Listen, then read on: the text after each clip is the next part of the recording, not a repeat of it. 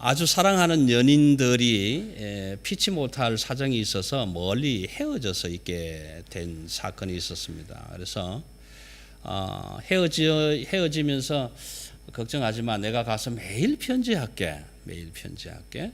또 이쪽에 있는 사람도 그래 매일 편지해주면 나도 너를 안 잊어버리고 좋을 거야.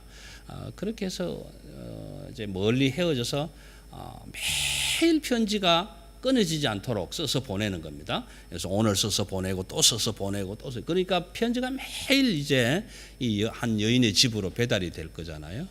근데 그 편지를 매일 써서 보내는 건 참 좋았는데 이 편지를 매일 배달해야 되는 포스트맨도 있잖아요. 우편집 배원도. 그래서 오랫동안 떨어져 있으면서 서로 사랑한다고 확인을 하고 글로 써서 보내기는 했는데 마지막에 이 여인이 누구랑 결혼을 하느냐 하면 그 우편집 배원하고 결혼을 하는 거예요. 그래서 저는 영어는 잘 못하지만 out of sight, out of mind.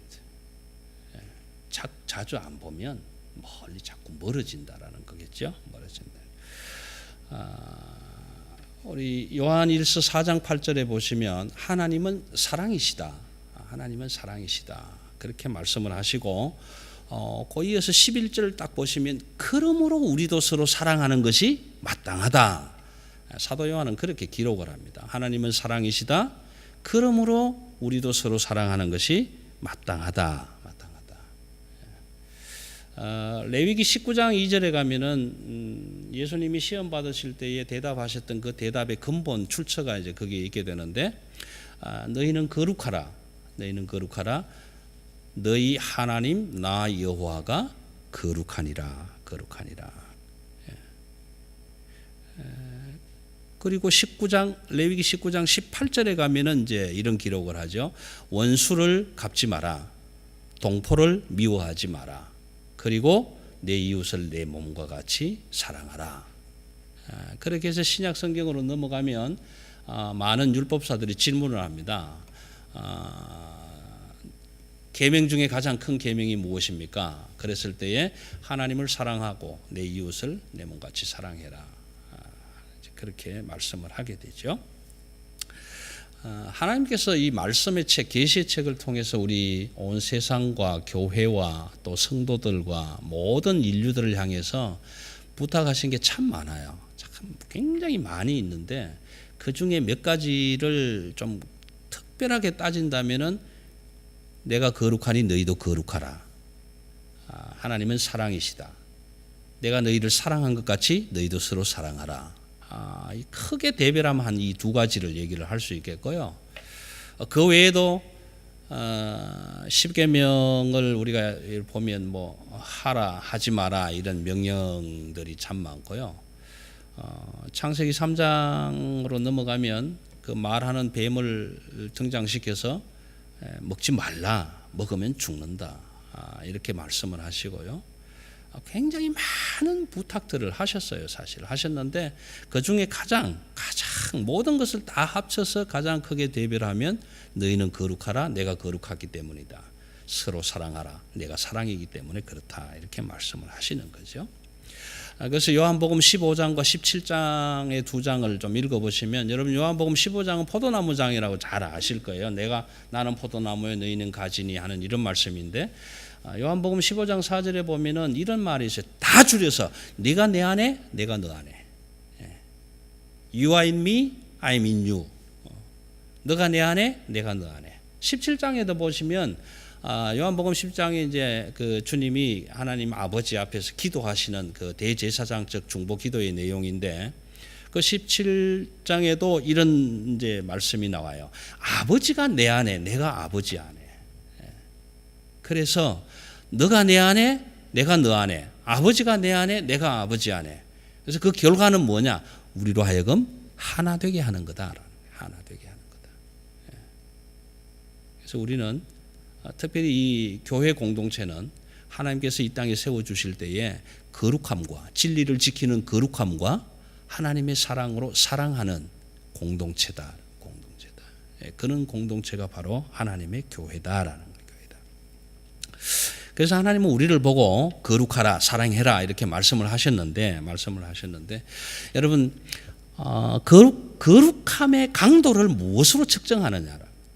사랑한다는 강도를 무엇으로 측정하는가? 남편과 아내와 남편이 또는 이웃 간에 서로 나 너 사랑해, 나 너 좋아해, 당신 나 사랑해? 나 당신 사랑해. 우리가 세상에서 이런 사랑의 세계에서 그 사랑의 강도를 어떻게 무엇으로 측정하는가라는 겁니다. 무엇으로 측정하는가? 뭐 요즘 젊은 세대들은 나라마다 좀 다르겠지만 예를 들어서 어제 만나고 한 일주일 뒤에 두 번째 만나고 세 번째 만나고 그러면 몇 번째쯤 만나면 손 잡고 뭐 이러다가 가까워진다 이런 생각을 할 수 있을지도 모르겠지만 여러분 어떠세요? 100년 가약을 맺고 부부가 되어서 사랑으로 지금까지 오시는 분들 가운데 그 사랑의 강도를 무엇으로 측정하는가? 무엇으로 측정하세요? 참 대답하기가 어려운 거다, 그렇죠? 사랑의 강도, 사랑의 농도는 거리로 측정합니다. 거리로, 디스턴스로, 거리로 측정하는 거예요. 그래서 요한복음 15장에서 뭐라고요? 너가 내 안에, 내가 너 안에. 이게 사랑의 측정치. 그럼 거룩은 어떻게? 거룩도 똑같은 거예요. 성막 화면 좀 띄워주세요. 하나님의 거룩. 제가 언제 레위기 한번 말씀드릴 때 이런 말씀 드렸는데 기억하실지 모르겠어요. 하나님은 사랑이고 거룩인데 이 사랑과 거룩인데 이 사랑과 거룩에서 자꾸 멀리 나가면 사랑과 거룩이 희미해지는 거예요. 희미해져서 하나님은 자꾸 우리를 가까이 오라고 부르신단 말이에요. 자꾸 부르시고. 그래서 레위기 첫 장 말씀드릴 때 제가 바이크라 하나님이 부르시고 하는 말을 좀 제가 한번 드린 적이 있는데 여러분 왜 제가 사랑의 강도를 거리 디스턴스로 측정하느냐 하면 이걸 제가 좀 설명을 해드릴게요. 좀 잘 보이세요? 좀 희미하죠? 희미하지만 좀 이렇게 보시면 좋겠어요. 이 가운데 흰 막으로 둘러놓은 저기가 성막이에요.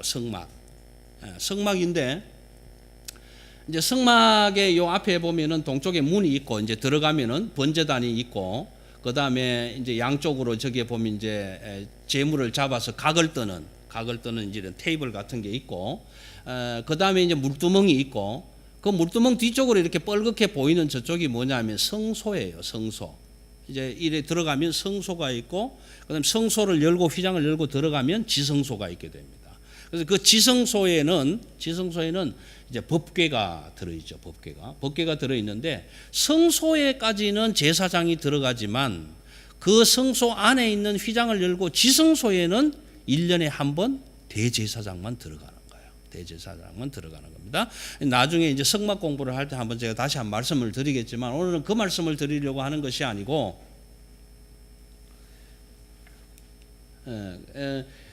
오늘 무슨 말씀을 드리고 싶은가 하면은 이 성막을 중심으로 이 성소를 중심으로 여러분 기억하시죠? 민수기 읽어보시면 동서남북으로 진을 칩니다. 그죠? 12지파가 세 지파씩 이렇게 해서 여기 이제 동서남북 뭐 이렇게 동서남북 이렇게 이제 진을 이렇게 쳐요. 이렇게 이 진을 치고 있는 이 부분은 누구냐 하면은 12지파예요. 12지파. 그리고 레위지파 이렇게 됩니다. 자, 이렇게 진을 치고 있는 그럼 이쪽에 있는 여기 막사들은 누구냐라는 거예요. 여기 막사들은 이것은요 이방인들이에요. 이방인들은 12지파의 자리까지도 아니고 더 멀리 이방인들은 이렇게 치는 겁니다. 근데 레위기를 읽어보시면 여러분 죄송합니다만은 용변을 보고 나면 이 이방인이 있는 이 너머에 가서 구덩이를 파고 묻어야 된다는 거예요. 그 레위기를 읽어보시면 분명히 그렇게 기록이 되어 있을 거예요.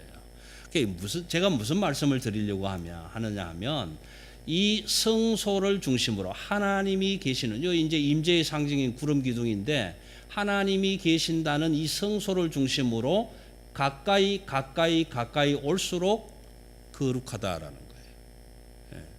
사랑에 가까워진다라는 거예요. 제가 아동바이들 말씀드릴 때 이제 촌수 이야기를 했는데, 그러면 여기는 왜 여기서부터 멀어져 있기 때문에 이방인들이 거처한다라는 거예요. 거처한다. 이런 관계가 있는 거예요. 이제 성소도 물론 여기에 들어가면 이제 여기 일종의 이방인의 뜰, 그 다음에 이스라엘 백성들의 뜰, 제사장의 뜰, 그러고 난 다음에 이제 여기 이쪽으로 들어오게 되는 거죠. 들어와서 각을 뜨고 짐승을 잡아서 여기서 번제로 태우고 성소에 들어가서 여기 이제 떡상에 있고 진설병 이제 이런 것들이 이제 있게 되는 거예요. 이런 상황이 되는데, 오늘 제가 이 말씀을 드리는 것은 사랑의 강도, 거룩의 강도를 어떻게 하나님은 측정하시는가? 거리로 한다. 하나님이 나를 보실 때에 내가 하나님에서 저 멀리 떨어져 있으면 사랑이 식어 있다는 거죠. 거룩함의 강도가 약해져 있다는 거죠. 그래서 우리가 성경이 말하는 거룩함과 사랑은 하나님과 얼마나 가까이 있는가라는 것으로 측정을 하게 되는 겁니다. 그래서 요한복음 15장 17장에서 내가 너 안에, 너가 내 안에, 나는 포도나무요 너희는 가지니, 가지가 포도나무에 붙어 있으면 열매를 많이 맺고, 이 의미를 가지고 있는 거예요. 그래서 오늘 이제 빌레몬서를 좀 말씀을 드릴 전제로 이 말씀을 드렸는데, 여러분 성경을 읽으실 때 아주 많은 상상을 하시면서 좀 읽으셔도 참 좋을 것 같아요. 왜냐하면 우리 성경에 삼각관계가 나올까요? 제가 오늘 제목을 거룩한 삼각관계 이렇게 줬는데, 성경에 삼각관계가 있습니까?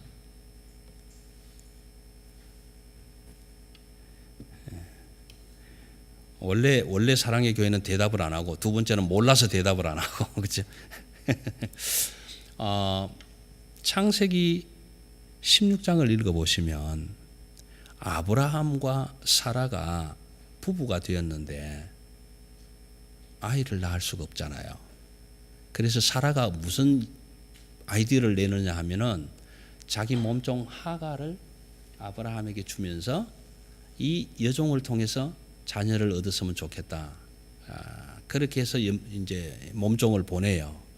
근데 이 남편 되는 아브라함이 그래도 무슨 소리야? 그래도 당신한테 이래야 되는데 그럼 그럴까? 그렇게 해서 이스마엘이 태어납니다. 태어나는데 이스마엘이 태어나니까 그 다음에 뭐가 생겨요? 사랑의 삼각관계가 생기는 거예요. 사라가 이제 이렇게 당연하죠. 아들 태어났으니까 좋아할 수밖에 없지. 그래서 막 하갈 쫓아내 보내라 그러고 이런 삼각관계가 있는데 이것은 뭐 양쪽 다 가능하겠죠. 예정적인 것도 있겠지만 사실은 거룩한 삼각관계예요. 거룩한. 20장에 가면, 창세기 20장에 가면 또 이런 내용이 있어요. 아브라함과 사라가 부부인데 어느 고을에 들어가서 자기가 보니까 너무 부인이 이쁘단 말이에요. 그래서 너 당신이 너무 이뻐서 딱 잘못하면 당신을 빼앗기는 것도 중요하지만 나도 잘못하면 죽게 생겨서, 그러니까 절대 부인이라고 하지 말고 우리 형제라고 하자. 그렇게 들어갔다가 아비멜렉이라는 왕이 이제 사라를 불러들이게 되잖아요. 물론 하나님께서 밤의 환상으로 꿈으로 말씀해 주셔서 돌려보내기는 하지만 이런 삼각관계가 일어나게 되는 거예요. 사실은. 그런 눈으로 성경을 읽어보면 정말 재미가 있어요. 여러분 아주 유명한 다윗과 바세바의 남편 우리야, 이런 설정을 삼각관계로 설정해 놓고 한번 읽어보세요. 너무너무 재밌어요. 근데 여러분 제가 진짜 말씀드리는데 이 성경이 하나님의 사람들이 기록한 게 아니라 아마 대한민국의 이원수나 김홍신이나 이런 분들이 썼으면 재밌게 읽을 수 있을 거예요. 그렇죠? 근데 하나님의 말씀이니까 막 그렇게 생각하시지만, 오늘 제가 이 말씀을 드리는 것은 빌레몬서를 좀 공부를 하면서 정말 삼각관계가 그렇게 나쁘기만 한가라는 겁니다. 그렇다고 삼각관계를 만들으라는 건 아니에요. 빌레몬이라는 사람은 사도 바울을 통해서 복음을 들은 사람입니다. 사도 바울에게 복음을 들었어요. 복음을 들어서 그리스도인이 되었는데 좀 잘 살았던 것 같아요. 집이 좀 부유한 것 같아서 요즘으로 치면 뭐 표현할 수는 없지만 그 당시에 노예를 거느리고 살 수 있을 만큼 좀 넉넉한 사람이었고, 또 특별히 복음을 듣고 나서는 그 빌레몬 자기의 집을 성도들이 모이는 교회로 사용할 수 있도록 허락했던 그런 사람입니다. 이제 그런 사람인데 2절에 보시면 자매 아비아와 우리와 함께 병사된 아키포와 내 집에 있는 교회, 이제 이렇게 표현하잖아요. 빌레몬의 집이 사실 당시에 교회입니다. 교회. 어쩌면 이 교회가 라오디게아 교회일 수도 있어요.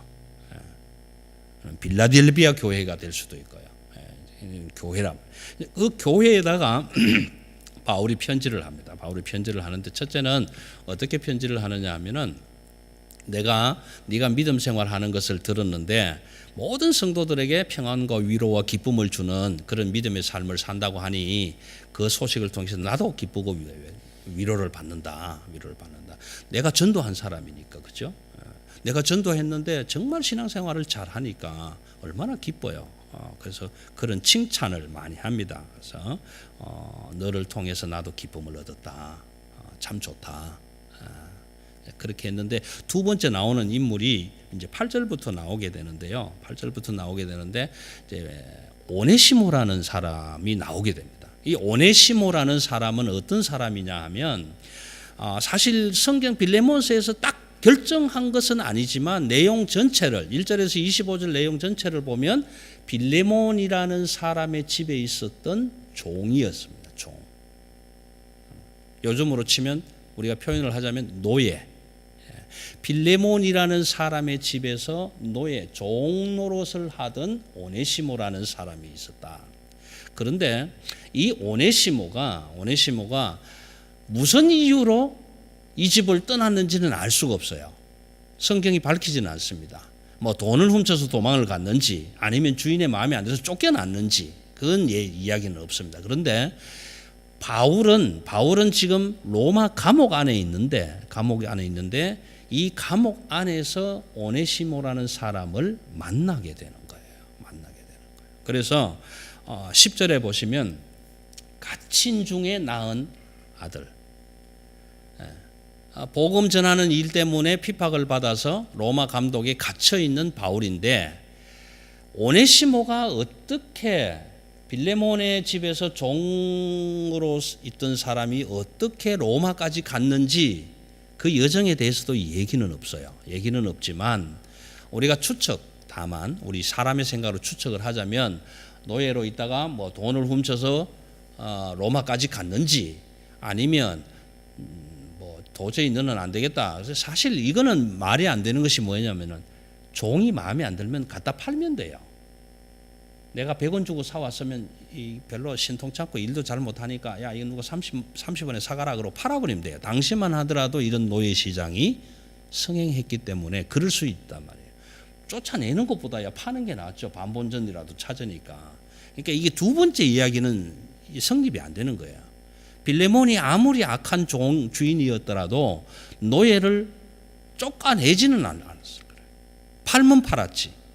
그러니까 오네시모라는 이 종은 주인 집에서 뭐 조금의 돈을 훔쳐서 로마까지 갔지 않을까? 이건 추측입니다. 어디까지나. 근데 로마까지 가기는 했는데 물론 작은 도시 라오디게아가 될지 빌라델비아가 될지는 모르지만 작은 도시 마을에 있다가 큰 마을로 간 것은 뭐 붙잡히기도 좀 덜 할 것이고 지역을 멀리 도망가면 발각되기도 좀 쉽지 않을 것이고 그래서 아마 그쪽까지 갔을지도 몰라요. 그렇게 해서 갔는데 정말 천운으로 불행 중 다행으로 감옥에 들어가서 바울을 만났다는 거예요. 바울이 그냥 있었겠습니까? 요거 잘 됐다, 나한테 잘 걸렸다 그러고 하나님의 말씀을 증거하고 그래서 오네시모가 사실은 이제 하나님의 사람이 된 거죠. 사람이 되어서 복음을 전하면서 이 소식 저 소식을 듣다 보니 이제 드러난 거 아니겠어요? 아, 사실은 내가 이만저만한데 내 주인집이 이름이 빌레몬인데. 바울은 솔깃하잖아요. 요놈 봐라. 내가 복음을 전해서 하나님의 신실한 일꾼이 된 빌레몬의 집에서 왔다? 이제 이렇게 되는 거예요. 그래서 복음을 잘 전해서 뭐라고 하느냐 하면 빌레몬에게 이 오네시모가 내 신복처럼 됐다. 신복처럼. 여기 신복이라고 표현한 얘기는 장기라는 얘기예요. 내 심장같이 여겨지는 사람이 됐다 이 말이에요. 그런데 그런 사람이기는 하지만 빌레몬을 주인으로 섬겼던 오네시모였으니까 내가 너에게 돌려보내고 싶다라는 거예요. 여러분 여기에는 기독교적인 윤리가 좀 사실은 들어 있습니다. 왜냐하면 노예가 도망을 와서 잡히게 되면 죽어야 돼요. 죽일 수 있는 겁니다. 죽일 수 있는데 또 주인의 집에서 도망쳐 나온 노예는 내가 주인이 아니면 데리고 있을 수가 없는 거예요. 소위 말하는 그 보호하고 감춰 데모하는 사람들 막 집에 숨겨주고 하는 이러다 보면 나중에 이제 경찰에 불려가는 것처럼 노예를 그렇게 보살펴 줄 수 있는 상황은 아니에요. 아님에도 불구하고 바울은 돌려보내서는 안 돼요. 왜냐? 돌려보내면 빌레몬이 가만히 있겠어요? 그래서 사실 기독교 윤리적으로 보면 돌려보낼 수도 없고 내가 데리고 있을 수도 없는 거예요. 이런 상황인데 오늘 바울은 자세하게 그 내용을 빌레몬에게 설명합니다. 뭐라고 하느냐 하면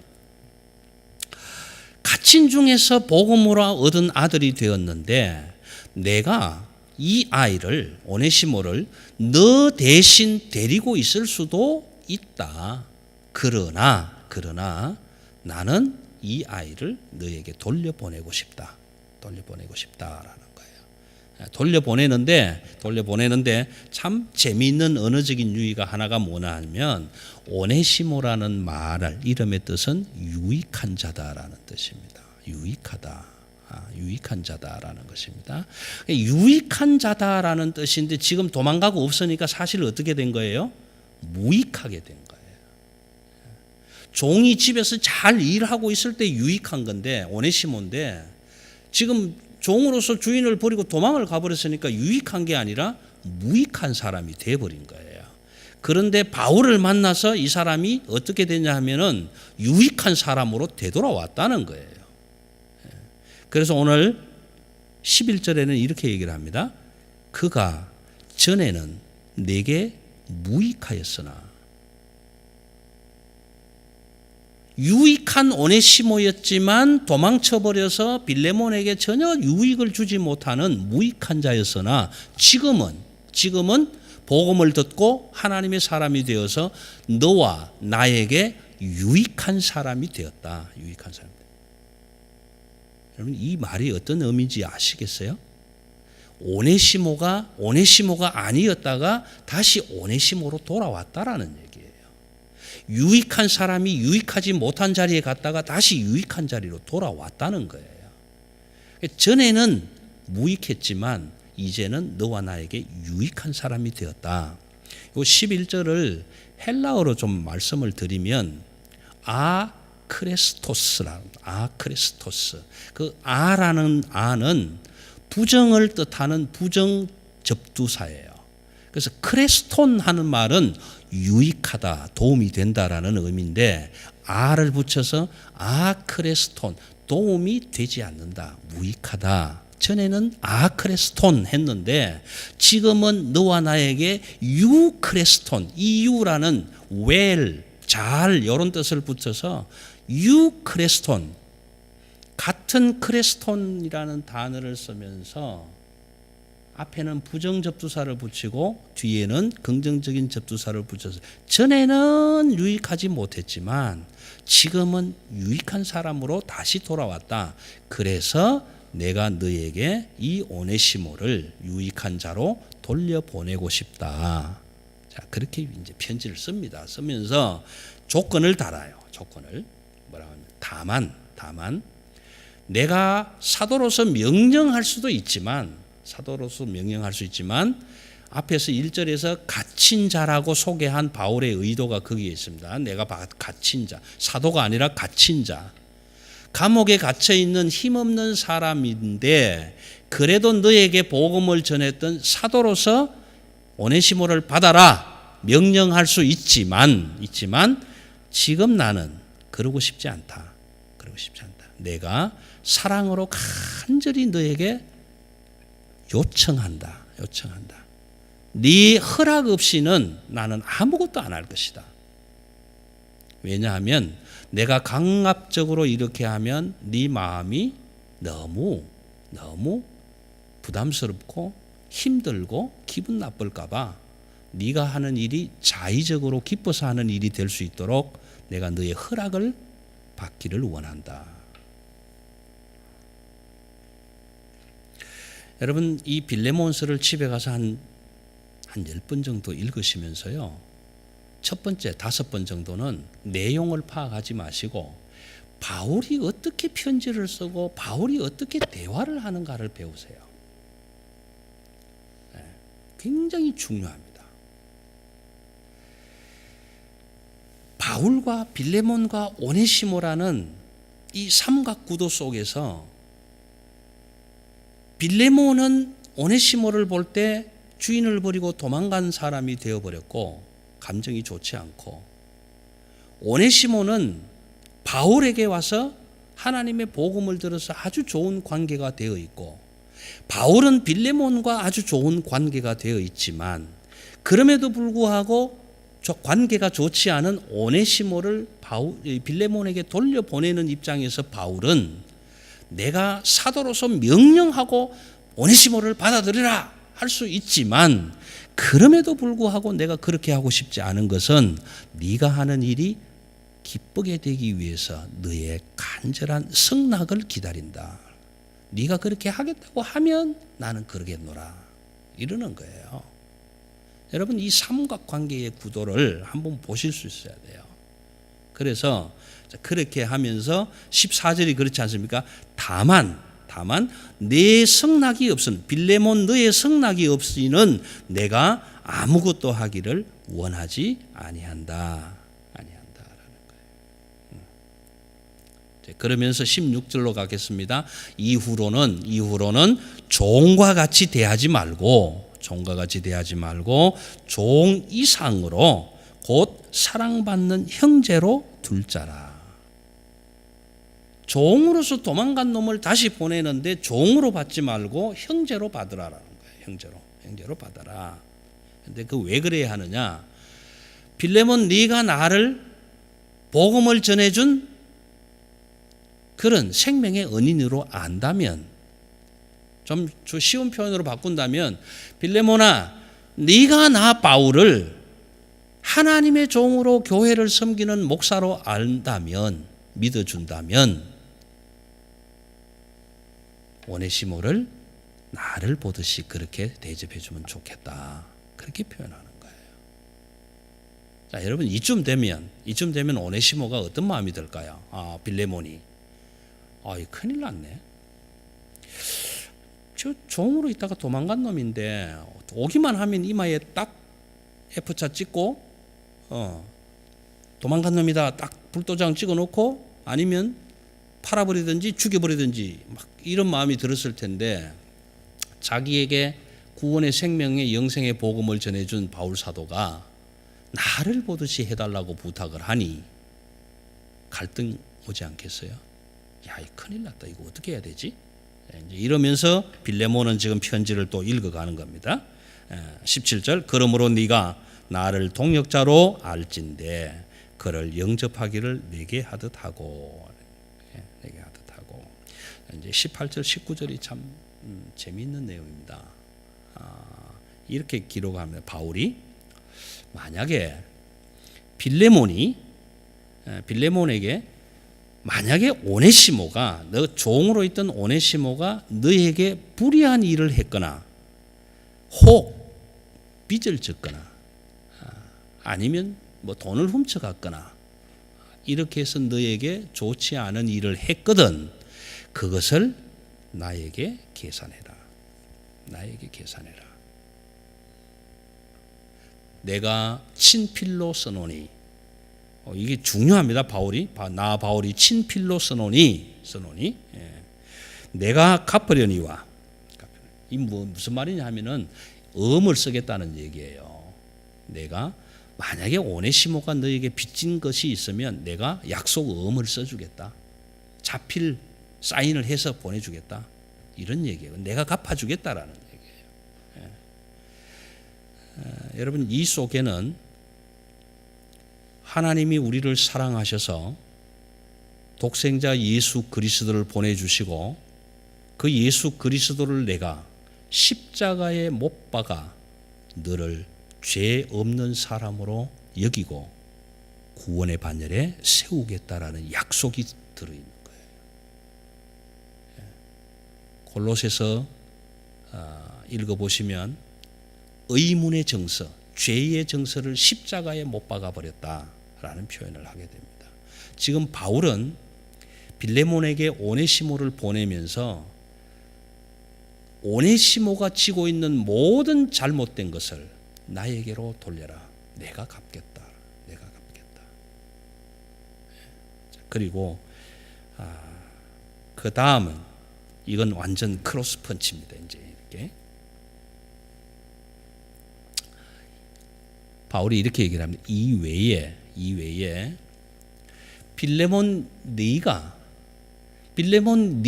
나 바울에게 빚진 것에 대해서는 나는 얘기 안 할게. 여러분 어때요? 오네시모가 빚진 것은 내가 갚아주겠다. 오네시모가 빌레몬 너에게 빚진 것은 내가 갚아줄게. 그런데 빌레몬 네가 나에게 빚진 것에 대해서는 나는 얘기 안 하겠다.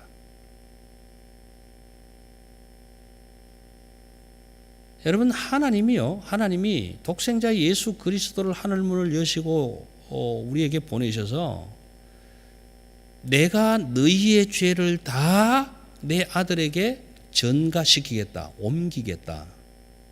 그래서 아들을 십자가에서 죽이신단 말이에요.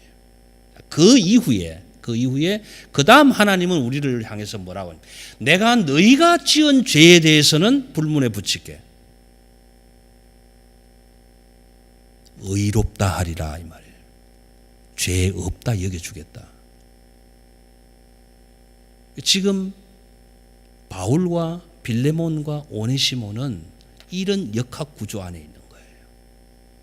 바울은 아무런 잘못이 없지만 빌레몬에게 복음을 전했고 하나님이 사람으로 만들었고 오네시모에게도 내 신복처럼 만들어 놓았지만 그럼에도 불구하고 빌레몬과 오네시모 사이에 껄끄러운 관계가 있는 이런 부분을 중간에 들어가서 내가 다 처리하겠다. 여러분, 이건 교회 생활에서 굉장히 중요합니다. 교회 공동체는 성도 한 사람 한 사람 모든 개인이 하나님과의 관계성 속에서 하나님과 나 사이의 관계가 사랑의 관계, 거룩한 관계로 맺어져야 되기도 하지만 하나님은 하나님을 사랑하고 내 이웃을 내 자신과 같이 사랑하라고 하신 이 계명 속에서 내 이웃과 흥크러져 있는 관계를 해결하지 않으면 안 된다라는 거예요. 네? 여러분, 우리 강 집사님 앞에 앉으셨으니까 좀 예를 들게요. 제가 강 집사님한테 정말 몹쓸 짓을 했는데 그걸 깨달았어요. 내가 너무 몹쓸 짓을 했구나. 그래서 새벽에 교회에 나와서 주여, 내가 강 집사님한테 이런 못된 짓을 했습니다. 그러니 하나님 용서해 주세요. 기도하고 눈물로 회개하고 하나님이 그래, 내가 용서해 줄게. 네가 회개했으니 용서해 주마. 하나님 감사합니다. 일어나서 나왔어요. 나왔는데 나는 하나님께 용서를 다 받았으니까 할렐루야 아멘, 이제 나는 죄 없어. 나 자유 얻었네, 너 자유 얻었네, 우리 자유 얻었단 말이에요. 자, 그런데 강성인 집사를 만나가지고 제가 이렇게 얘기를 합니다. 강 집사님, 내가 지난번에 있던 이런 일로 참 마음 아프게 해드렸는데 하나님이 다 용서해 주셨어요. 나 너무 기뻐요. 할렐루야. 이렇게 하면 강성인 집사님은 어떻게 생각할까요? 아니, 당신이 목사면 목사고 하나님이 용서했으면 용서했지. 나는 용서 못했어 아직. 나는 용서 안 했다니까. 당신은 하나님 앞에 용서 받았는지 모르지만 나는 용서 안 했단 말이야. 그러면 그 관계가 어떻게 돼요?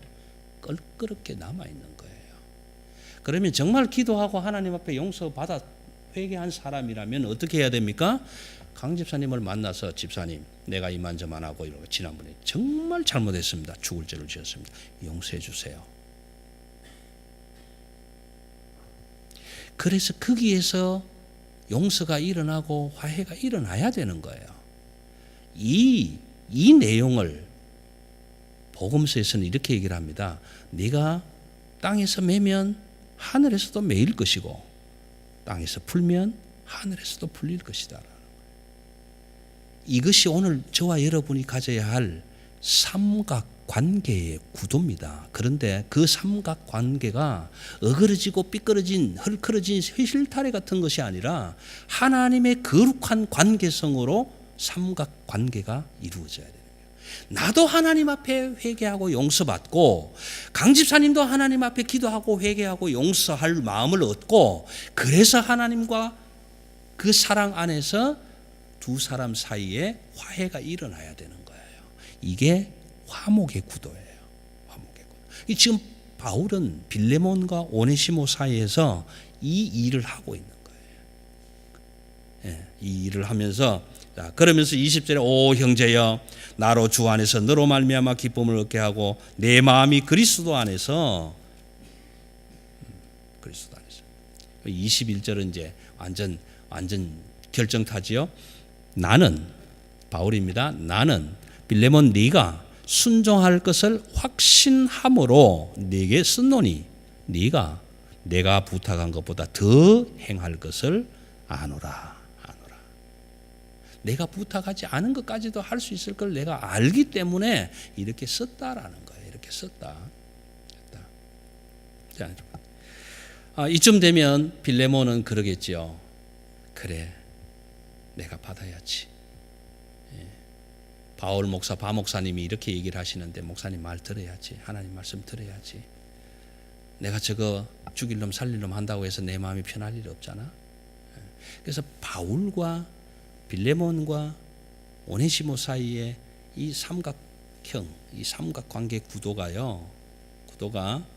여러분 우리 하나님의 백성들에게 하나님이 부탁한 믿음, 소망, 사랑 그 중에 제일은 사랑이라. 사랑과 거룩의 구도로 가기 위해서는 어떻게 되냐 하면 제가 이 애니메이션을 잘 못 만들어서 지금 만들지를 못했는데 여러분 자 이렇게 한번 보세요. 바울, 빌레몬, 오네시모 이렇게 이제 꼭지점이 3개 있는 삼각형이 됐습니다. 삼각형. 그런데 이 삼각형 구도가 바울을 중심으로 하나님의 거룩과 사랑으로 멀리 떨어져 있는 이 거리 디스탄스를 쫙 당겨오는 거예요. 쫙 당겨오는 겁니다. 당겨와서 어디까지? 바울이라는 꼭지점까지 와요. 그래서 거기를 다 하나로 묶어버려요. 그러면 삼각형이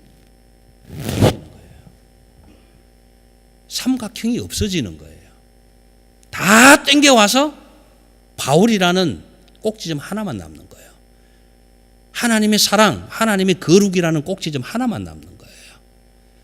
여러분 세상의 사랑의 삼각형, 세상의 삼각관계는 서로 사랑과 애정으로 나누어져서 서로 미워하고 시기하고 질투하는 일이 일어날지는 모르겠지만 오늘 하나님이 우리를 향해서 말씀하시는 이 거룩한 삼각관계 구도는 삼각형으로 따로따로 하나님과 나 따로 당신과 나 따로 이웃과 나 따로 있는 것이 아니라 이 하나님의 거룩과 사랑이라는 구도 속에 저 멀리 꼭지점 따로따로 있던 이 두 사람들을 쭉 당겨 올려서 하나로 묶어버리는 거예요. 하나로. 믿음과 소망 이 두 꼭지점을 쭉 잡아 당겨서 사랑이라는 하나님의 구도 안으로 다 집어넣어버리면 점 하나만 남는단 말이에요. 이 거룩한 삼각관계는 하나님 안에서 거룩한 삼각관계는 믿음과 소망과 사랑 그 중에 제일은 사랑이라. 하나님의 교회의 가장 중요한 질서와 지리의 방법은 사랑이라는 거예요. 하나님의 교회에는 사랑이 있어야 된다는 거예요. 아무리 이웃 간에 아무리 잘못한 일이 있더라도 그 모든 관계를 하나님의 사랑 안에서 서로 나누고 용서하고 화해할 수 있는 구도가 거룩한 삼각관계 구도라는 거예요. 여러분, 믿음, 소망 이 두 개의 꼭지점을 쭉 당겨서 사랑 안에 묶어버리면 믿음, 사랑, 소망 다 엎쳐져서 무슨 글자인지는 모르지만 그럼에도 불구하고 그 안에 하나님의 거룩하심과 하나님의 사랑이 우리 교회 안에 치리하고 다스리고 질서를 잡아가고 행정을 만들어가고 조직을 만들어가고 죽은 사람을 살려내는 일을 한다는 거예요. 오늘 교회는 그리고 오늘 기독교는 저와 여러분은 무익한 사람을 유익한 사람으로 만들어가는 역할을 감당하는 직책을 받았다는 거예요. 여러분, 빌레몬은 바울에게 복음을 받아서 비록 이름은 유익하다는 오네시모였지만 지금은 나에게 무익한 존재가 되어버렸다. 그래서 무익한 존재로 그냥 버려두는 것이 아니라 바울의 권면을 듣고 그래, 그 무익한 놈을 좀 땡겨오자. 그 꼭지점에서 쫙 땡겨 올라와서 이제는 너와 나에게 유익한 자가 되었다. 유익한 자가 되었다. 저와 여러분은 죄로 인해서 다 죽을 수밖에 없는 각자 뿔뿔이 흩어진 꼭지점을 가지고 있지만 그럼에도 하나님은 예수 그리스도를 우리에게 보내주셔서 그 사랑 안에 저와 여러분을 다 용서의 과정을 통해서 땡겨 올려서 하나님의 거룩한 백성으로 다듬어 주셨다라는 이것이 오늘 빌레몬서를 통해서 주시는 삼각구도의 역학관계다. 그러면 결국은 삼각형으로 남아있는 것이 아니라 뭘로 남아있습니까? 한 점으로. 그래서 요한복음 15장에서 내가 아버지 안에, 아버지가 내 안에, 당신이 내 안에, 내가 당신 안에. 그래서 우리는 예수 그리스도 안에서 하나다. 삼각형이 아니라 하나다. 그러므로 사랑하는 성도 여러분, 이웃이 좀 모자라고, 이웃이 좀 잘못하고, 또 어떤 사람은 좀 잘하더라도 그것을 하나하나 시시비비 다 따지는 것이 아니라 그 사람은 그 사람대로 때로는 무익했다가 무익한 사람이라면 그래, 내가 예수 그리스도 안에서 유익하게 만들어야지. 여러분, 복음이 이것을 우리에게 말씀해 주시는 거예요. 혹 저와 여러분의 주변에 무익한 사람이 있을지라도 전에는 무익하였으나 이제는 너와 나에게 유익한 자가 되었노라. 그래서 하나님의 꼭지점을 쭉 당겨 올려서 한 곳에 모아서 하나님의 거룩과 하나님의 사랑 안에서 내가 거룩하니 너희도 거룩하라. 하나님은 사랑이시라. 그러므로 우리도 서로 사랑하는 것이 마땅하노라. 여러분, 이런 하나님의 사랑과 은혜가 여러분의 가정과 기업과 또 자녀손들 위에 늘 충만하게 되시기를 주님의 이름으로 부탁합니다. 기도하겠습니다.